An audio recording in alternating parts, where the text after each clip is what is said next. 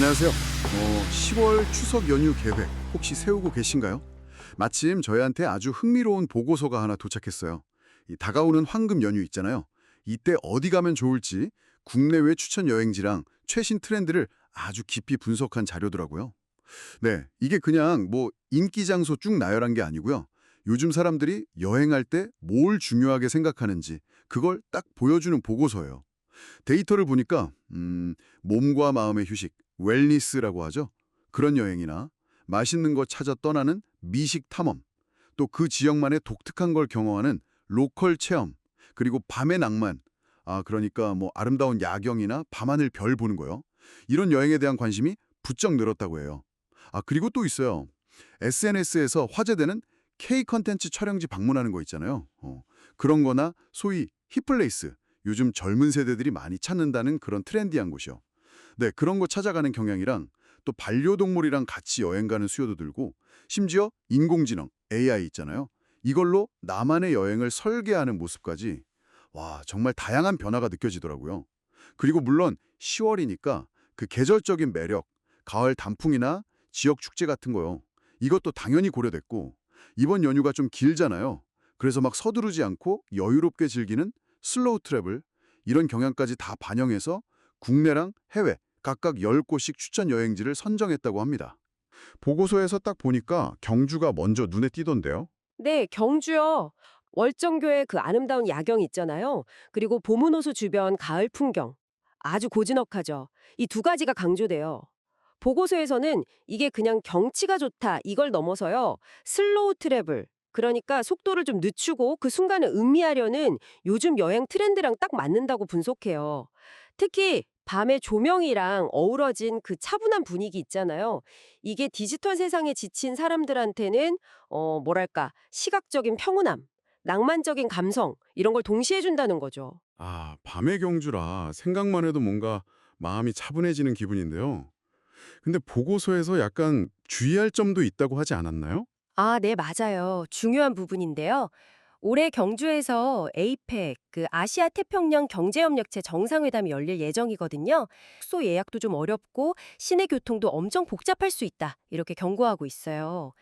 가을 경주 야경 즐기기엔 정말 좋은 시기인 건 맞는데 개인적으로 여행 가시는 분들은 이런 외부 요인 때문에 좀 불편할 수도 있다는 거, 이건 꼭 생각하셔야 돼요. 네, 미리 알고 가면 좋겠네요. 자, 다음은 부산. 부산은 또 어떤 매력을 이야기하고 있나요? 광안리 드론쇼도 있고 영도 카페 거리, 해운대 요트 투어. 뭔가 좀 활동적인 느낌인데요? 네, 맞아요. 부산은 완전 활기찬 도시죠. 도시 야경 좋아하고 좀 로맨틱한 경험 원하는 분들 있잖아요. 특히 보고서에서는 이걸 네트워크 트래블이라고 부르던데 친구나 연인이랑 같이 즐거움을 나누려는 사람들한테 딱 맞는 곳이라고 분석해요. 광안리 드론쇼는 밤하늘을 그냥 아주 화려하게 수놓잖아요. 볼거리죠. 그리고 영도에 가면 특색 있는 카페들 많고 흰여울 문화마을 전망 좋은 카페들도 감성 충전하기 좋고요. 오, 보고서에 보니까 엄청 구체적인 팁 같은 것도 있던데요? 예를 들면 드론쇼 어디서 봐야 잘 보이는지, 뭐 요트 위에서 인생샷 찍는 법 이런 것까지요? 네, 그런 디테일이 재밌죠. 광안리 해변 중앙이나 민락수변공원 쪽이 드론쇼 보기 제일 좋다고 하고요. 카페는 영도의 카린 영도 플레이스나 흰여울 문화마을 절벽 위 카페들을 추천하더라고요. 그리고 해운대 더베이 1월 요트 투어는 배 타기 직전에 그 마철루랑 바다 배경으로 찍는 게 제일 극적이라고. 허허, 그런 조언까지 있어요. 짧은 시간에 도시적인 세련됨, 바다의 낭만, 맛있는 음식까지 진짜 다양한 경험을 딱 압축해서 즐길 수 있다는 게 부산의 가장 큰 매력인 것 같아요. 와, 듣기만 해도 에너지가 막 느껴지네요. 근데 또 반대로 좀 조용하게 자연 속에서 재충전하고 싶다. 이러면 제주를 봐야 할 것 같아요. 보고서에서 수월봉 별빛 산책이나 고자왈 숲 테라피 같은 거 언급하면서 웰니스랑 노크 투리즘 트렌드를 연결시키던데 이 노크 투리즘이란 말이 조금 생소할 수도 있을 것 같아요. 아, 노크 투어리즘. 이게 그냥 밤에 돌아다닌다는 뜻이라기보다는요, 밤이라는 시간이 주는 그 특별한 느낌 있잖아요. 고요함, 차분함, 그런 속에서 오롯이 나한테 집중하거나 아니면 사람 별로 없는 곳에서 특별한 경험을 하는 거. 그런 여행을 의미해요. 예를 들어서 제주 수월봉에서 밤에 가이드 설명 들으면서 별 보고 지질 이야기 듣는 거요. 이건 낮에 하는 거랑 완전히 다른 깊이가 있거든요. 그리고 곶자왈 숲속에서 하는 테라피 같은 것도 그냥 쉬는 걸 넘어서 자연의 생명력 속에서 몸이랑 마음을 편안하게 하는 리주버네이션, 그러니까 단순 휴식이 아니라 젊음과 활력을 되찾는 좀 더 적극적인 회복 활동으로 볼 수 있다는 거죠. 보고서에서 취다선이라는 곳에서 차 마시면서 명상하는 프로그램도 인상 깊게 봤거든요. 아, 이런 경험들이 진짜 리셋저스들이 찾는 진정한 쉼이 아닐까 싶네요. 네, 정확해요. 제주 바람 따라서 올레길 걷는 거나 용암 동굴 탐험하는 거, 아니면 그냥 조용한 찻집에서 명상하는 거. 이런 경험들이 복잡한 일상에서 벗어나서 자연이랑 교감하고 내면의 평화를 찾으려는 요즘 사람들 욕구를 딱 건드리는 거죠. 그래서 최근에 제주가 웰리스 여행의 성지로 더 주목받는 이유이기도 하고요. 경주, 부산, 제주 말고도 국내에 좋은 곳들 많겠죠? 보고서에서는 다른 지역들은 또 어떤 특징들을 좀 강조하고 있나요? 네네. 보고성로 보면 정말 다양한 테마로 여러 지역을 추천해요. 예를 들어서 강릉 같은 경우는요. 안반대기 가서 밤에는 은하수 보고 다음날 아침에는 강릉 커피거리에서 향긋한 커피 마시고 뭐 이런 식으로 천체 관측이랑 미식을 딱 결합한 경험을 제안하더라고요. 이게 바로 음식을 위해 기꺼이 여행한다, will travel for food 트렌드를 보여주는 사례죠. 남해는 또 달라요. 독일 마을 맥주 축제 같은 지역 축제도 즐기고 새로 생긴 리조트에서 편안하게 쉬면서 금산 보리암에서 보는 다도해 가을 풍경까지 약간 복합적인 매력이 있는 곳이라고 할 수 있죠. 그 외에도 순천만은 그 넓은 갈대밭이랑 밤에 보면 더 예쁜 국가정원, 그리고 보성 녹차밭에서 즐기는 테라피, 이런 건 사진 찍기 좋은 인스타그래머블한 풍경이랑 같이 좀 몸이 편한 여행, 소프트 트래블을 좋아하는 분들한테 딱이라고 분석하고요. 광주랑 담양은 메타세코이아 길이나 중록원 같은 울창한 숲에서 힐링하고 맛있는 남도 음식 먹고, 이건 진짜 리셋제터스를 위한 최적의 코스라고 추천하더라고요. 그리고 연휴가 기니까 설악산이나 지리산 가서 단풍 보면서 제대로 트레킹하거나 캠핑, 차박 같은 거요. 딱 자기 취미에 집중하는 여행, 원포인트 취향 여가라고 하던데 이런 수요도 반영돼 있고요. 마지막으로 하동의 의신마을 같은 곳은 지리산 자락의 그 깨끗한 자연 속에서 로컬리즘, 그러니까 지역 고유의 문화나 삶을 체험하고 섬진강변에서 달마주 공양 같은 감성적인 경험까지 뭔가 좀 더 특별함을 더할 수 있는 곳으로 소개하고 있어요. 와, 진짜 다채롭네요. 각 지역의 특색이랑 요즘 여행 트렌드를 정말 잘 엮어서 분석한 것 같아요. 그럼 이제 해외로 한번 눈을 돌려볼까요?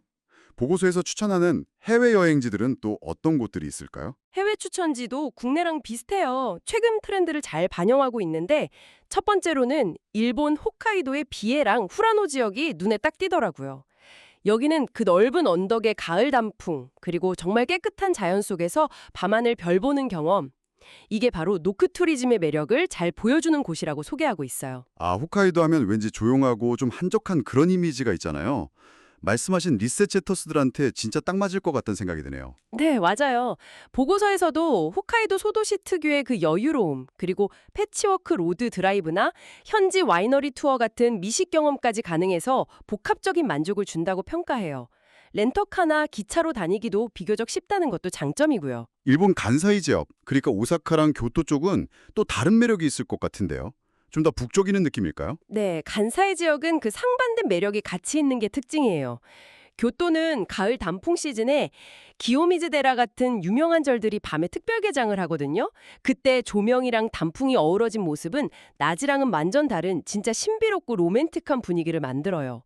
반면에 오사카는 뭐 도톤보리나 신사이바시 거리 중심으로 타코야키, 오코노미야키 같은 길거리 음식부터 고급 요리까지 말 그대로 미식의 천국이죠. 보고서는 이걸 음식을 위해 기꺼이 여행하는 will travel for food 트렌드를 만족시키는 대표적인 예로 들고 있어요. 짧은 일정 안에 교토의 그 고즈넉한 밤이랑 오사카의 활기찬 맛, 이걸 동시에 경험할 수 있다는 게 아주 큰 장점이죠. 미식약이 나오니까 대만 타이베이도 빼놓을 수 없겠네요.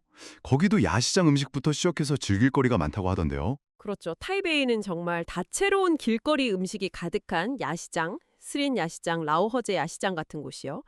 거기서 막 이것저것 먹어보는 재미, 그리고 근교에 베이토우나 우라이 지역 가면 온천하면서 힐링할 수 있고 또 조용한 찻집에서 전통차 문화 체험하는 것까지 짧은 기간에 다양한 경험을 아주 압축적으로 즐길 수 있다는 점을 보고서는 강조하더라고요.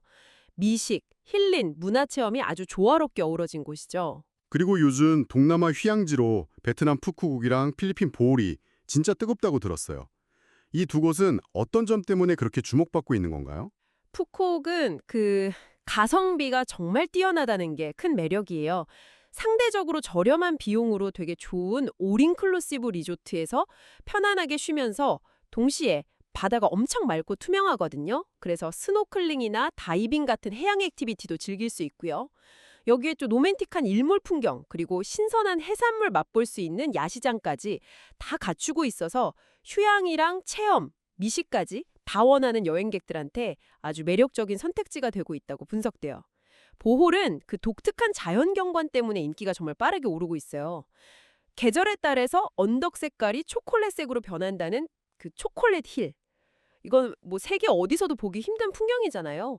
그리고 근처에 팡라오 섬이라고 있는데 거기는 세계적인 다이빙 명소로 유명하고요. 무엇보다 중요한 건 도심에서 좀 떨어져 있어서 빛공해가 적어요. 그래서 밤에는 진짜 쏟아질 것 같은 별을 보기 아주 좋은 환경이라는 거죠. 이게 또 녹투어리즘 트렌드랑 딱 맞잖아요. 그야말로 자연경관, 해양 액티비티, 별 관측까지 다 가능한 약간 올인원 여행지? 이렇게 말할 수 있겠네요. 아, 진짜 매력적인 곳들이 너무 많네요. 시간 때문에 모든 곳을 다 자세히 다루기는 좀 어렵겠지만 보고서에 언급된 다른 흥미로운 해외 추천지들도 혹시 간략하게라도 좀 짚어주실 수 있을까요? 네, 그럼요. 보고서에 이 외에도 여러 곳이 더 언급되는데요.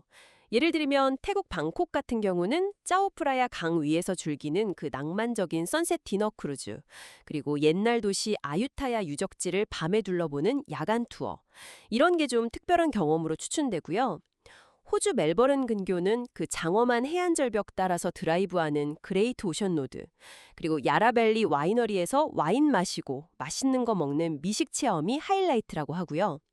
스페인 바르셀로나는 가우디 건축물을 밤에 보는 색다른 투어랑 활기 넘치는 타파스바 돌아다니는 즐거움이 크지만 보고서에서는 요즘 오버 투어리즘, 이러니까 관광객이 너무 많아서 생기는 문제에 대해서도 좀 인식할 필요가 있다고 덧붙이더라고요.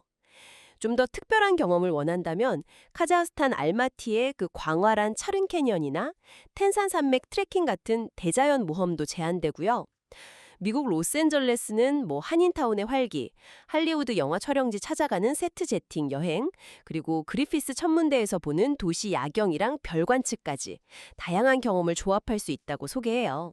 그렇다면 이 모든 국내외 추천지들 그리고 여러 트렌드들을 쭉 관통하는 핵심적인 메시지, 이걸 뭐라고 딱 정리할 수 있을까요? 결국은요, 오늘날 여행자들이 예전과는 좀 다른 방식으로 여행의 의미를 찾고 있다는 거예요. 단순히 유명한 관광 명소 가서 도장 찍듯이 여행하는 거에서 벗어나서요. 시간 압박 없이 좀 여유롭게 즐기는 슬로우 트래블, 그리고 낮과는 또 다른 매력이 있는 밤 시간대의 특별한 경험, 뭐 녹투어리즘이나 야경 감상 같은 거요.